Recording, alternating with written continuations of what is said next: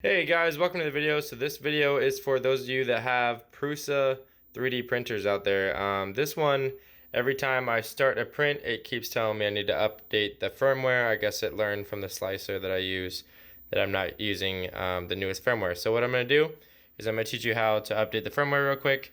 So this is the Prusa i3 Mark II, just the regular Mark II. What I've done is I've just hooked a USB cable into the box in the back.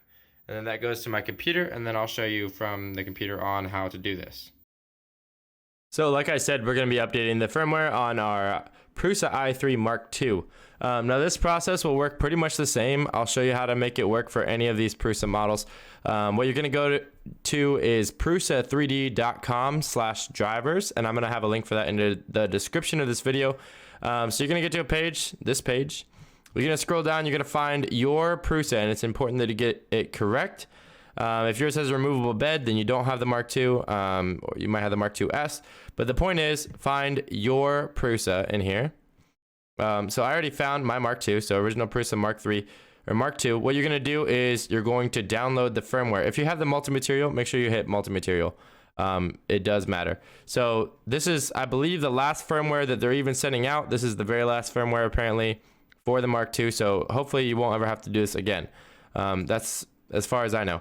So you're going to download this firmware, and then you're going to download the drivers and apps, and when you install them, make sure that you install the program Prusa Slicer, and it comes with the package. Make sure that you download Prusa Slicer. So once you've downloaded those, I got some other stuff up here. They have all kinds of guides on the website. You shouldn't have any problem. It's super easy. So on the website it's saying like firmware update is simple process done by USB cable. So you've already plugged in the USB cable. So what we're going to do is you're going to, once you download your actual new firmware, you're going to notice that it comes with two different ones. So you're going to notice that there's two of them. And if you don't know which one's which, there's a page for that, how to choose the right firmware. So you can find this page inside the manual. It says, it's in the manual. I'll link to it as well. But how to choose the right firmware. So this explains exactly why there's two of them. On some of them, there might only be one, but on this one, there's two.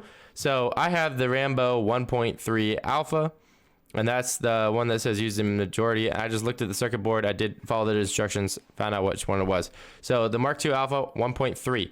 So now if we go back to the folder, you're going to see the two files, and one of them is 10.8 and one is 1.3a. So this 1.3a is the one that we're going to be using. Now, when you install this Prusa Slicer program, you're going to come to just this page. What you're going to do is go to configuration up at the top. You're going to hit flash printer firmware, and then it's going to hopefully already figure out where you have it plugged in. Mine's plugged into COM5. I'm going to go ahead and browse for the firmware image. I'm going to tell it this 1.3a, which is the one that I have. And then all you're going to do, I'm going to show the output log just so I can see if there's an error, what the deal was. So I'm going to go ahead and hit flash. So it's flashing right now. And over on the printer, it should be saying that it's flashing and not to do anything with it. But check. Yeah, so it's flashing right now. This will only take a couple minutes. And then once it's done, you will have upgraded your firmware. We're going to go through it together though.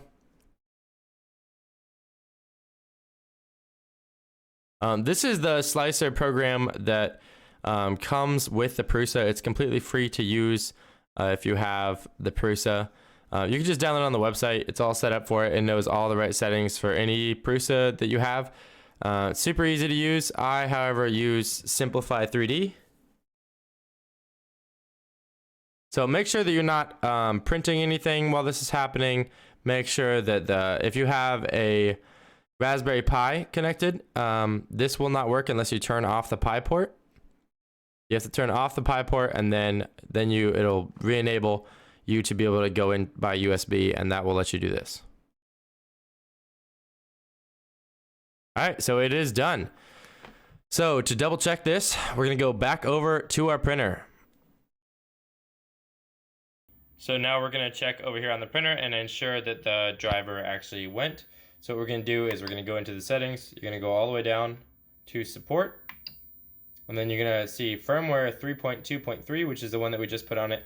So it is completed. It has gone through completely. You might want to do a calibration just to ensure that everything is working properly. If it isn't, then go through the initial steps to make sure it's calibrated. It should be fine. A firmware update shouldn't mess with any of that. Now what I'm going to do personally is I'm going to unplug the USB and I'm going to power cycle this just in case. So I'm going to go ahead and hit the off switch now that it's completely done. And then I'll turn it back on. So I'm just doing that as a precautionary thing. So now it's power cycled and everything. If you guys enjoyed this video, please like, please subscribe. I'm planning to do more 3D printing videos in the future. Good luck with your printer. Happy printing.